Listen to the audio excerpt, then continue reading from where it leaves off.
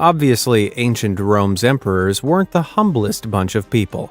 In comparison to Emperor Nero, though, the others look like saints. That's because Nero, who became emperor in 54 AD, commissioned a colossal palace complex for himself in the heart of Rome that covered nearly half a square mile of space. That's about 3 times the size of the entire Vatican City.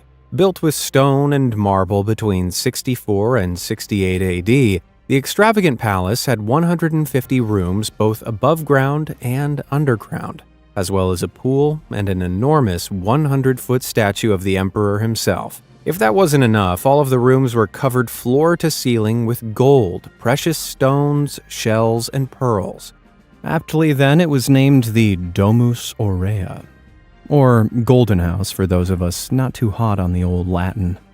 Of all its rooms, though, the octagonal hall was by far the grandest. This incredible chamber served as a banquet hall and had 5 dining rooms branching off it with waterfalls cascading down the back walls. Flower petals and perfume were rigged to fall from the richly decorated ceiling too. But the really amazing thing about the octagonal hall was that it revolved. That's right, day and night the flamboyant food hall rotated around its axis as petals fell from above and waterfalls cascaded all around it. And crazily, archaeologists reckon the majestic mechanism was powered entirely by water.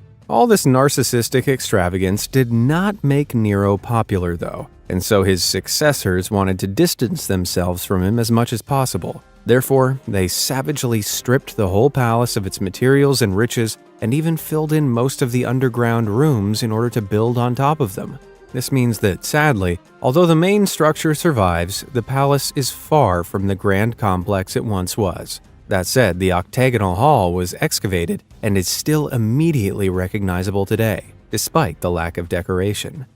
I wonder if you could ramp up the mechanism and turn it into some kind of crazy historical carousel.